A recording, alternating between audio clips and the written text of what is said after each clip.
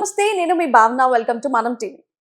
Johnny master versus Jhansi via ఓ అమ్మాయి case. శ్రేష్ఠి వర్మ పెట్టిన కేసు గురించి మాట్లాడేందుకు మనతో పాటు ఉన్నారు శేఖర్ భాష గారు. శేఖర్ భాష గారు నమస్తే. నమస్తే. శ్రేష్ఠి వర్మ పెట్టిన కేసు మీద మీరు ఒక పెద్ద యుద్ధమే చేస్తున్నారు. సో మొత్తం మీద ఈ కేసు విషయానికి వస్తే జానీ మాస్టర్ జెన్యూన్ అని మీ దగ్గర ఉన్న ఆధారాలు ఏంటి? జెన్యూన్ అంటే దాని అర్థం ఏంటంటే శిక్షకి శిక్ష పడాల్సిన వ్యక్తి కాదు అనేది నా ఉద్దేశం. అంటే జెన్యూన్ అంటే ఆయన ఏ సంబంధం లేదని నేను చెప్పను. ఇద్దరికి సంబంధం ఉండుండొచ్చు. ఇద్దరు కలిసి సుఖపడ్డ రిలేషన్కి ఆయనే తప్పు అని చెప్పడం కరెక్ట్ కాదు. ఇద్దరు కలిసి ఒక రిలేషన్లో ఉన్నారు అనేది వాస్తవం అనేది చాలామంది చెప్తున్నారు. మనకు కొన్ని ఆధారాలు కూడా అదే చెప్తున్నాయి. కోర్టు జడ్జిమెంట్ కాపీలో కూడా, బెయిల్ కాపీలో కూడా అది కోర్టు ప్రాథమిక దర్యాప్తులో అదే అన్నట్టుగా వాళ్ళు అదే చెప్తున్నారు.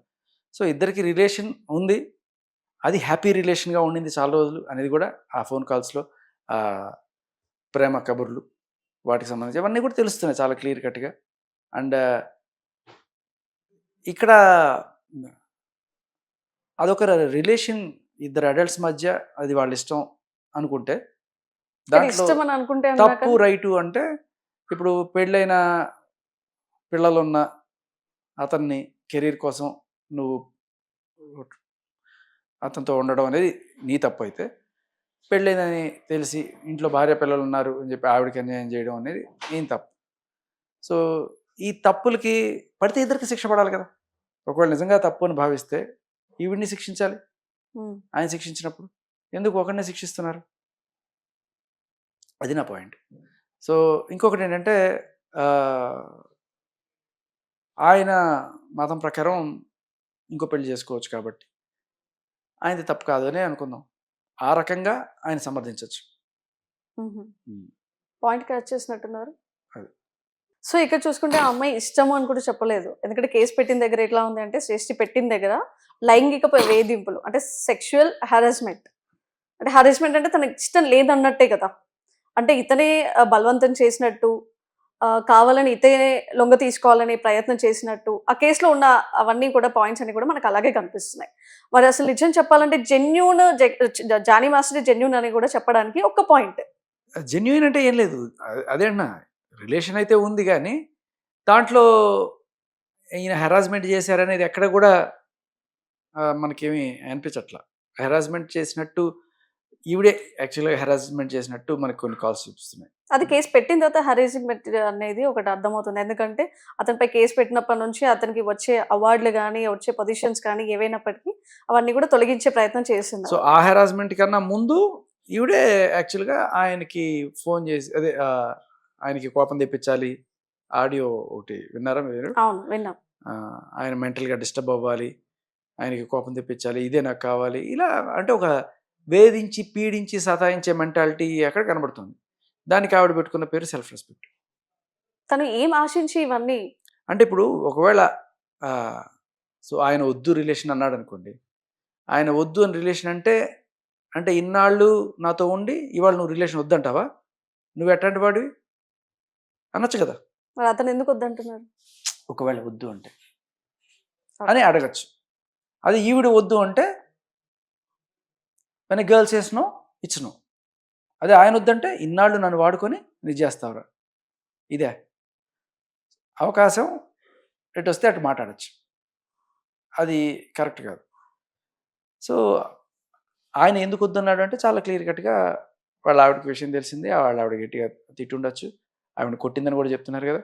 సో ఇంత గొడవ అయినప్పుడు ఇంకా ఏముంటుంది, ఎవరైనా సరే ఇనిషియల్గా ఏదో కాస్త ముచ్చటపడో లేకపోతే ఏదో, లేకపోతే ఆవిడ బేదర్పులో నువ్వు లేకపోతే నేను బతకలేను ఇలాంటివి ఏదైనా సరే. విశ్వామిత్రుడు మేనక ఉన్నారనుకోండి, ఆయన తపస్సు చేసుకుంటూ ఉంటాడు, ఆవిడ వచ్చి తిరిగి తిరిగి తిరిగి ఏదో రోజున ఆయన తపభంగం అవుతుంది, ఈవిడతో తిరుగు. అసలు నిజానికి ఇద్దరి మధ్య ఎక్కడ క్రాషెస్ వచ్చాయంటారు? ఫస్ట్ అదేం సినిమా, మన్మధుడు సినిమాలో ఒక డైలాగ్ ఉంటుంది, ముందు ఆవిడ ప్రేమించింది తర్వాత నేను ప్రేమించాల్సి వచ్చింది, ఆ టైప్లో. ఈవిడ ఈయన ఉత్తరప్రదేశ్ ఏమన్నా వెళ్ళాడా జానీ మాస్టరు? సృష్టి వర్మ ఎక్కడుందని ఎత్తుకుంటూ ఉత్తరప్రదేశ్ వెళ్ళి ఈయన ఏమైనా లైన్ వేసాడు అక్కడ? కాదు కదా. ఈవిడే ఆల్ ద వే ఎత్తుకుంటూ హైదరాబాద్ వచ్చింది. అవునా? వచ్చి అంటే అలా అని జానీ మాస్టర్‌నే వెతుక్కుంటూ కూడా రాలేదు కదా! కరెక్ట్. జన్మాష్టమి ఎత్తుకుంటూ రాలేదు. బట్ అవకాశాల కోసం వచ్చింది జానీ అంటే మాస్టర్ దగ్గర ఈయన కొరియోగ్రాఫ్. వెళ్ళలేదు అని చెప్తున్నా నేను బేసికల్లీ. ఈయన ఆవిడ చుట్టూ తిరగలేదు. ఈవిడే వచ్చింది అవకాశాల కోసం. అవకాశాల కోసం నేను ఇస్తా, నీకు అవకాశాలు ఇస్తా, నేను ఇస్తా అని చెప్పి ఈయన ఈవిడ చుట్టూ ఏమైనా తిరిగాడా? ఈవిడే కదా వచ్చింది. ఆ ఢీ జోడీలో వచ్చింది. తర్వాత మెల్లగా మాస్టర్ నేను కొరియోగ్రాఫర్‌గా చేరి, తర్వాత మెల్లమెల్లగా అంచెలంచెలుగా ఆయనతో రిలేషన్ బలపడింది. అంతే కదా! సో, ఆ క్రమంలో మీరంటే ఇష్టము, మీరంటే ప్రాణము ఇలాంటి మాటలన్నీ చెప్పుండొచ్చు. సరే ఆయన చెప్పాడా, ఈవిడ చెప్పాడా immaterial at this point of time. కానీ ఇద్దరు రిలేషన్‌లో ఉన్నారు. అది కూడా హ్యాపీ రిలేషన్‌లో ఉన్నారు అనేది చాలా క్లియర్ కట్‌గా కాల్స్‌లో అర్థమవుతుంది. చుట్టుపక్కల వాళ్ళు చెప్పిన దాంట్లో అర్థమవుతుంది. అంత ఎందుకు జడ్జిమెంట్ ఇచ్చిన ఆ టీమ్‌లో వాళ్ళకి కూడా తెలుసు. ఏది పాష్ కమిటీ జడ్జిమెంట్ ఇచ్చారు చూసారా? వర్క్ ప్లేస్‌లో హారాస్మెంట్ వాళ్ళందరికీ కూడా తెలుసు. చాలా క్లియర్ కట్‌గా వీళ్ళిద్దరూ ప్రేమగానే ఉండేవాళ్ళు. ఏదో గొడవ వచ్చింది. అది చిలికి చిలికి గాలివాన ఇవాళ ఇలా. అన్నీ కూడా ఈ మధ్య కాలంలో మనం చూస్తుంటే ఇలాంటికి వాటికి రేప్ సెక్షన్ ఎలా అప్లై చేస్తారనేది చాలా దారుణం. అసలు ఈ మొగుడు అంత పెళ్ళాలు ఇష్యూ వల్ల రేపు ఎల్లుండి ఇవే ఎలా అయిపోతాయంటే ఫైనల్‌గా రేపు మొగుడు పెళ్ళాం కొట్టుకున్నారనుకోండి, మొగుడు రేప్ చేశాడని కేసు పెడితే ఎట్లా ఉంటది? అదృష్టం బావుండి ఒకటే లేదు. హ్మ్. ఇద్దరు ఇప్పుడు ఇష్యూస్ వల్ల ఆ అమ్మాయి కేస్ పెట్టడం వల్ల ఆ అమ్మాయి ఏం సాధించింది? ఇప్పుడు కేస్ పెట్టిన తర్వాత జానీ మాస్టర్ ఆయన తరఫు నుంచి ఈమె ఏం సాధించుకుంది? అంటే ఆవిడ పగ సాధించుకుంది. పగ వెనకాల కూడా కారణాలుంటాయి. ఆ! అదేంటంటే ఈయన్ని సరే మొత్తానికి ఇద్దరు ఏదో రిలేషన్‌లోకి ఎంటర్ అయ్యారు. ఎంటర్ అయిన తర్వాత కొన్నాళ్ళకి ఆహ్, పెళ్లి చేసుకోమని అడగడం మొదలెట్టారు. వాళ్ళ ఓకే. అమ్మే. శ్రేష్ఠి అడిగిందంటారా? వాళ్ళమ్మ. ఓకే. వాళ్ళమ్మ ఈవిడే. వాళ్ళమ్మంటే ఈవిడే గదా! ఇంకేముంది దాంట్లో. పెళ్లి చేసుకుంటే ఎందుకు పెళ్లి చేసుకోవాలి? కెరీర్ సెట్ అయిపోద్ది. లైఫ్ సెట్ అయిపోద్ది. ఎందుకంటే ప్రేమలు ఇలాంటివన్నీ గాదు. ఈవిడ మొన్న చెప్పిందేంటి నా కెరీరే నాకు ఇంపార్టెంట్ అని కొంచెం చెప్పింది కాబట్టి. సో, ఇలాంటి వాళ్ళతో ఉంటే కెరీర్ సెట్ అవుతది అని చెప్పి ఆయనతో బేరసారాలు మాట్లాడడం. అదే ఏమంటారు? పెళ్లి బేరం మాట్లాడడం జరిగింది. హ్మ్. దానికి సంబంధించిన సాక్ష్యాలు గూడా ఉన్నాయి. అయితే ఇది వాళ్ళు చెప్తున్న వర్షన్ ఏంటంటే, ఈ అమ్మాయి వాళ్ళ తరపున వాళ్ళు కొంతమంది చెప్తున్న వర్షన్ ఏంటంటే, అలా అడిగినప్పుడు మాస్టర్ గూడా సరే చేసుకుందాం. అయితే ఒక కండిషన్ ఏంటంటే, పెళ్లి చేసుకున్న తర్వాత ఈ డాన్సులు గట్రా అన్నీ మానేసి పద్ధతిగా ఇంట్లో ఉండాలి. ఇంట్లో ఉండి పిల్లల్ని గాని వాళ్ళని చూసుకోవాలి. శేష జీవితం. అంటే ఆ అమ్మాయికి ఏమనుకుంది యాక్చువల్‌గా మాస్టర్‌ని చేసుకుంటే కెరీర్ సెట్ అనుకుంది. కానీ ఇక్కడితో నా కెరీర్ ఖతం అయిపోతుందే. ఇంక పెళ్లి చేసుకునే ఉద్దేశ్యం ఏంటి? మాకు పెళ్ళొద్దు అని అప్పుడు డిసైడ్ అయిపోయారు. సో, పెళ్లి చేసుకోమని అడిగింది వీళ్ళే. తర్వాత కాదనుకుంది వీళ్ళే. ఇప్పుడు పెళ్ళొద్దు, పెళ్ళొద్దు అనుకున్నప్పుడు ఇంత దూరం తీసుకొచ్చిన తర్వాత మళ్ళీ ఈయనేమన్నా తిరిగి అడిగారా? ఆశ పెడతారు కదా! పెళ్లి చేసుకుందాం, పెళ్లి చేసుకుందాం అని చెప్పినప్పుడు మళ్ళీ ఈయనేమన్నా ఇంత దూరం ఇన్నాళ్ళు పెళ్లి చేసుకుందాం, పెళ్లి చేసుకుందాం అన్నావు సడెన్‌గా ఏమైంది? ఏమైంది? నాకొద్దు. నేను మానేయను. నేను చేసుకుంటాను. నేను కెరీర్ చేసుకుంటాను. నేను ఇట్లాగే కొరియోగ్రాఫర్ చేసుకుంటానంటే, లేదు లేదు ఎట్టా చేసుకుంటావు నువ్వు? పెళ్లి చేసుకుంటాను మాట ఇచ్చావు. ఇవన్నీ కుదరదు. ఇట్లాంటివన్నీ మానేసి అది ఇది అని ఏమన్నా అన్నారేమో మనకు తెలీదు. ఇది వాళ్ళు చెప్పే వర్షన్. సో, వాళ్ళు చెప్పేది, వీళ్ళు చెప్పేది టాలీ చేసి చూస్తే ఫస్టు ఈవిడ అక్కడి నుంచి వచ్చింది. సో, ఏదో రకంగా జానీ మాస్టర్‌తో ఆయన శిబిరంలో చేరింది. తర్వాత ఆయన ప్రేమించారు, ఈవిడ ప్రేమించారు. ఇద్దరు ప్రేమలో పడ్డారు. కొన్నాళ్ళు నడిచింది. నడిచిన తర్వాత పెళ్లి ప్రపోజల్ వచ్చింది. ఈ పెళ్లి ప్రపోజల్ వచ్చినప్పుడు ఆయన ఈ ప్రపోజల్ పెట్టారు. సరే ఆ ప్రపోజల్ పెట్టకన్నా ముందే అన్‌ఫార్చునేట్‌లీ ఈ విషయం అన్‌ఫార్చునేట్‌లీయో, ఫార్చునేట్‌లీయో వాళ్ళ ఆవిడకి తెలిసిపోయింది. సో, వాళ్ళ ఆవిడ అగ్గి మీద గుగ్గిలమై ఆవిడని లెఫ్ట్ అండ్ రైట్ ఇచ్చింది అనేది వీళ్ళు చెప్తున్న వర్షన్. ఈ అమ్మాయి వాళ్ళు చెప్తున్న వర్షన్. దాంట్లో ఒక అర్థం కూడా ఉంది. పెళ్ళైన ఆవిడ నా మొగుడిని వలలో వేసుకుంటావే అని చెప్పి అమ్మాయి ఆవిడొక మాట అన్నారు జానీ మాస్టర్ వాళ్ళ వైఫ్ కూడా. "అన్నయ్య, అన్నయ్య" అంటూ కూడా నా భర్తని ఇలా చేసింది అంటూ కూడా ఈవిడ అన్నది. ముందల అనేదట. ఈవిడ వదినని పిలిచేదట. నిజంగా అన్నయ్య అని పిలిచిందా? అన్నట్టు నాకు తెలీదు అది. నేను లేనుగా ఆ టైంలో. సో, వాళ్ళు చెప్తున్న వర్షన్ అది. ఆవిడ చెప్తున్న వర్షన్ అది.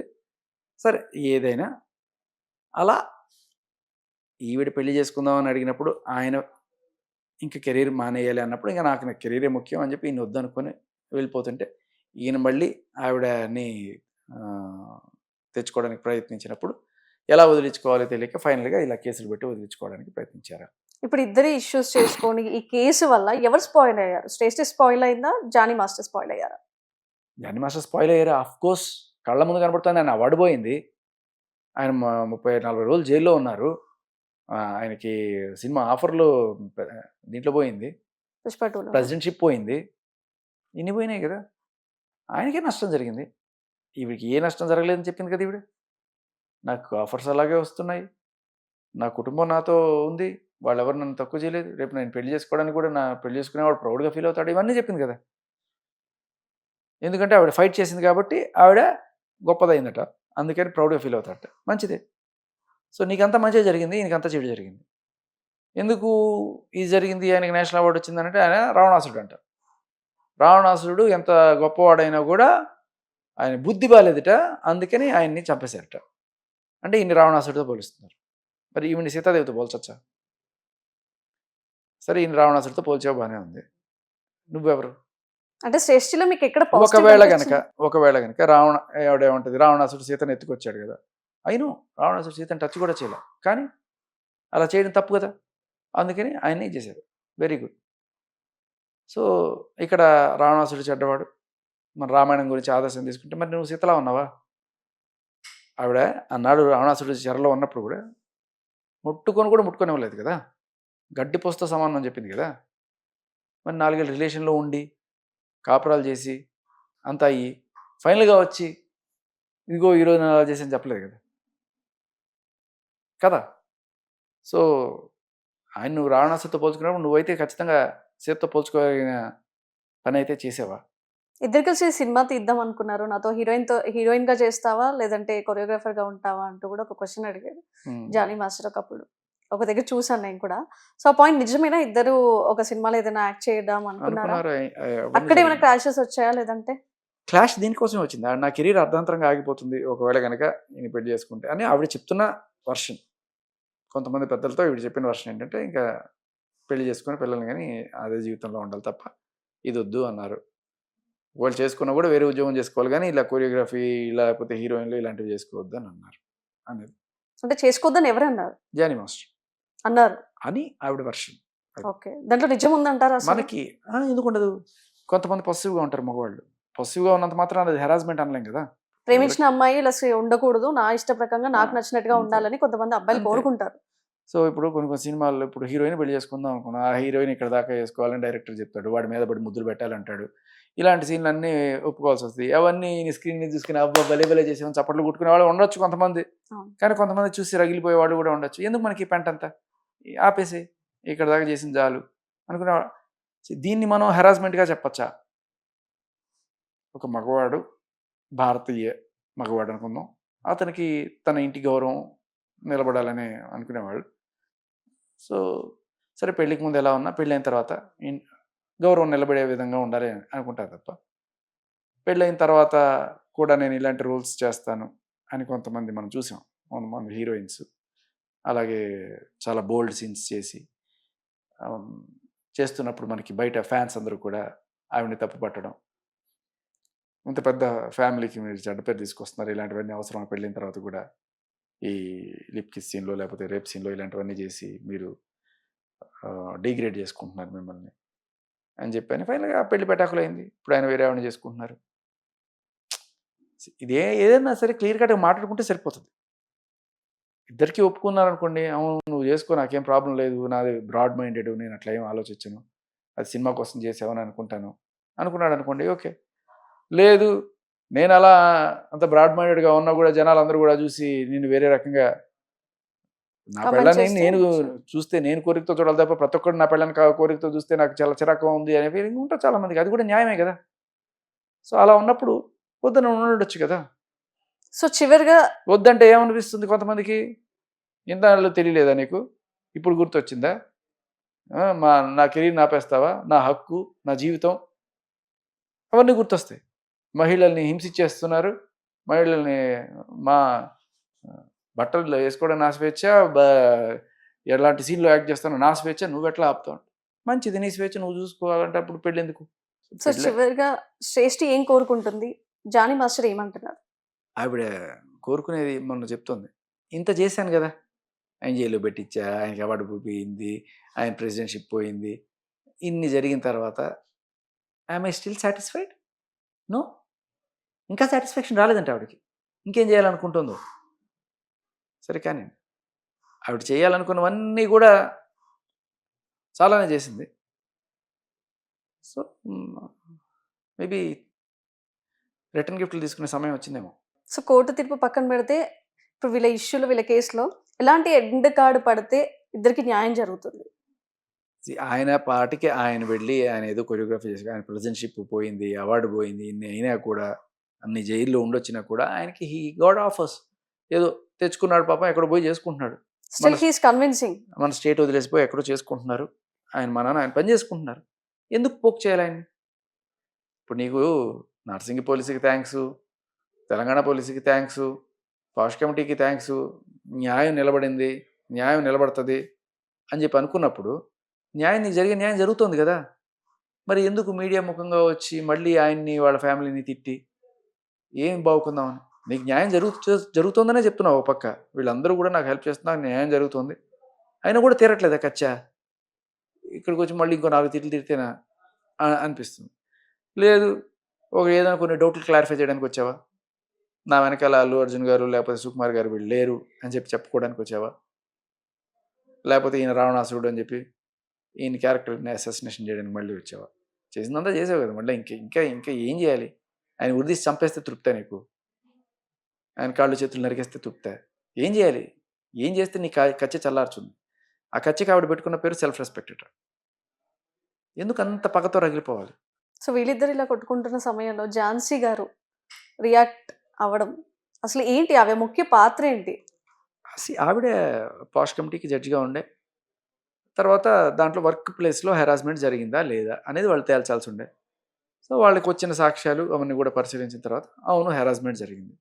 అయితే ఇది ఏ రకమైన harassment? Sexual harassment, normal harassment? ఇప్పుడు జనరల్గా మనం అడగాల్సింది అది ఫస్ట్ పాయింట్. ఇక్కడ జరిగిన హెరాస్మెంట్ ఏది అంటే నార్మల్ హెరాస్మెంట్. అంటే తిట్టడాలు, కొట్టడాలు కూడా లేవుట. నేను అది కూడా కనుక్కున్నాను, కమిటీలో ఉన్న మెంబర్స్తో మాట్లాడాను. సో ఏ హెరాస్మెంట్ ఇది? Sexual harassment, normal harassment? Normal harassment అంటే ఏంటి? కొట్టాడా, తిట్టారా? లేదు, కొట్టలేదు, కొట్టినట్టు రికార్డు లేదు మా దగ్గర, తిట్టారనే చేశారు. సో ఇది వర్క్ ప్లేస్, వర్క్ జరుగుతున్న చోట ఆయన ఇలా చేశారు కాబట్టి ఇది మేము ఖరారు చేసాం. అంటే అబ్యూస్ వర్డ్స్ ఏమైనా యూజ్ ఏదో చేశారా? తిట్టుంటారు అని వాళ్ళు ఇచ్చారు, బట్ తిట్టారో లేదో అనేది సరే ఆయన వర్షన్ కూడా మనం తీసుకోవచ్చు ఆయన దొరికితే. బట్ దానికి వర్క్ ప్లేస్లో నువ్వు ఇది చేసావు కాబట్టి ఈ ప్రెసిడెంట్షిప్కి నువ్వు తగవు అని చెప్పి వాళ్ళు తీసేసిన తీర్పు వాళ్ళు ఇచ్చారు. ఈ తీర్పుని సవాల్ చేస్తూ ప్రెసిడెంట్షిప్ ఎలా తీసేస్తారు అని చెప్పి ఈయన కోర్టుకు వెళ్ళారు. ఆ కోర్టు సరే పూర్వపరాలు పరిశీలించి అది చెల్లదని చెప్పి ఈయన అప్పీల్ని కొట్టేసింది. ఇప్పుడు ఈయన హైకోర్టుకి వెళ్తారు. బట్ ఈ తీర్పు ఏదైతే ఇప్పుడు కింద కోర్టు ఇది వచ్చిందో, ఏది ఇప్పుడు నాకు తెలియకుండా ఎలక్షన్స్ పెట్టి వేరే ప్రెసిడెంట్ పెట్టడం అనేది కరెక్ట్ కాదు, వీళ్ళకి జ్యూరిడిక్షన్ లేదు అని చెప్పిన దాన్ని ఈయన తప్పుపడుతూ కోర్టుకు వెళ్ళారు. దానికి వాళ్ళు ఇచ్చిన తీర్పుని ఈయన ఏదో పోక్సో కేసు నిజంగానే ఇవంతా కూడా చేసినట్టు, ఈయన సెక్షువల్ హెరాస్మెంట్ ఇవన్నీ చేసేసాడు అన్నట్టుగా బయట ప్రాజెక్ట్ అవుతుంది. బయట అవును ఈయన అలా చేశారు కాబట్టి ఈయన తీసేశారు ఇలాంటి మాటలన్నీ ప్రొజెక్ట్ అవుతుంది. బట్ ఆ తీర్పు కేవలం ఆ వర్క్ ప్లేస్లో ఆ రోజు సుకుమార్ గారి పుష్ప సినిమా సెట్స్లో ఆ అమ్మాయి రిహార్సల్ చేసుకుంటుంటే ఈయన వెళ్ళి ఏవో వాళ్ళిద్దరి మధ్య ఉన్న పర్సనల్ ఇష్యూస్కి ఈయన గొడవ పడి ఇది చేశారు. సో ఆ పర్సనల్ ఇష్యూస్ గొడవ పడడానికి కూడా కారణం ఆవిడ క్లియర్గా చెప్పింది. ఆయన కోపం రావాలి ఆయనకి. విన్నారా మీరు అది? ఆయనకి కోపం రావాలి, ఆయన మెంటల్గా డిస్టర్బ్ అవ్వాలి. ఆయన మెంటల్గా డిస్టర్బ్ అయ్యాడు, కోపం, అది నాకు కావాలి, అందుకని నేను ఇట్లాంటి పనులన్నీ చేస్తానని చెప్పింది. అలా మరి చేసినప్పుడు ఆయన కోపం తెప్పించి అలా చేస్తే ఇలా పాష్ కేసులు ఇవన్నీ కూడా పెడతారు. సో జరిగింది ఏదైనా సరే వాళ్ళు ఆ తీర్పుకి సంబంధించి పెట్టారు, కానీ ఇలా ఈ పోక్సో కేసుకి సంబంధించి వీళ్ళేమీ జడ్జిమెంట్ సపోర్ట్ చేయట్లా. ఎవరు ఈ ఛాంబర్ వాళ్ళు ఇచ్చిన తీర్పు కూడా ఓన్లీ ఎలక్షన్స్కి సంబంధించి అంతే. సో ప్రజలు మామూలుగా నార్మల్ పబ్లిక్ ఒక మాట అంటున్నారు. శేఖర్ భాష అమ్మాయిలకి ఎవరికి అన్యాయం జరిగినా కూడా అబ్బాయి తరపు నుంచే మాట్లాడతారు. అమ్మాయిది కూడా కరెక్ట్ అంటూ ఉంటుంది, రాంగ్ ఉంటుంది. ఏదైనా ఉన్నప్పటికీ కూడా అమ్మాయికి ఎందుకు సపోర్ట్ చేయట్లేదు? ఒక అబ్బాయి అబ్బాయికే సపోర్ట్ చేయాలా? ఒక అమ్మాయి న్యాయం ఎలాంటి న్యాయం చేయాలి అనేది కూడా చూడాలి. సో ఎందుకు అబ్బాయికే సపోర్ట్ చేస్తున్నారు అంటూ కూడా నెటిజన్లు చాలా కమెంట్స్ పెడుతున్నారు. అంటే ఫస్ట్ ఆఫ్ ఆల్ నేనే కాదమ్మా, ప్రపంచం అంతా అమ్మాయికే సపోర్ట్ చేస్తుంది. ఎందుకంటే అమ్మాయి ఏడుపు లేకపోతే అమ్మాయికి సానుభూతి ఇవన్నీ కూడా అంటే ప్రపంచం మొత్తం అమ్మాయికి సపోర్ట్ చేస్తుందని శేఖర్ భాష అబ్బాయిలకు సపోర్ట్ చేస్తున్నారా? లేదు. అందే న్యాయం ఉంది అనిపిస్తేనే సపోర్ట్ చేస్తాను. కొంతమంది ఉన్నారు ఆల్రెడీ మన మన దీంట్లోనే వచ్చారు. మనం ఛానల్‌కే వచ్చారు. ఇట్లా నాకేదో అన్యాయం జరిగిపోయింది అని చెప్పి ఏవో కొన్ని ప్రూఫ్‌లు కూడా పట్టుకొచ్చారు. చూసాను కొంతవరకు న్యాయం ఉంది గానీ అతనిది అంత జెన్యూన్ అనిపించలేదు కాబట్టి నేను అక్కడ కొంతవరకే అక్కడి నుంచి నేను బ్యాక్డ్ ఆఫ్. సో గట్టిగా నా వాయిస్ వినిపించలే అతని కేసులో కూడా నేను. సో అదే అమ్మాయి అబ్బాయి అని కాదు కానీ ఇక్కడ ఏంటంటే మారుతున్న కాలం. ఒకప్పుడు సుమలత లాంటి వాళ్ళు ఉండేవాళ్ళు ఎక్కువ మంది, ఇప్పటికీ ఉన్నారు ఆవిడ లాంటి వాళ్ళు. అంటే భర్త ఏదన్నా సరే వేరే స్త్రీ మోజులో పడి అటు వెళ్ళిపోయినా కూడా ఏదో రకంగా నయానో భయానో అతను తిరిగి తెచ్చుకొని మళ్ళీ పిల్లలకి తండ్రి, ఇల్లు, సంసారం ఇదంతా కుటుంబం చూసుకున్నాను. బట్ ఇప్పుడు మోడర్న్ ట్రెండ్, వాడికి పెళ్ళైనా పర్లేదు ఏమైనా పర్లేదు నా కెరీర్ కోసం ఎవరినైనా సరే చేస్తాను. సో ఇలా ఇద్దరు మనకు కనబడుతున్నారు వీళ్ళు. సో వీళ్ళు కొంత ఓల్డ్ స్కూల్, వీళ్ళు న్యూ స్కూల్ అనమాట. సో ఇలాంటప్పుడు నాకు ఎవరిని సపోర్ట్ చేయాలనిపించింది. ఇక్కడ మీరు అనుకుంటున్నారు అమ్మాయిలకే సపోర్ట్ చేయడు, అబ్బాయిలకే సపోర్ట్ చేస్తాడు.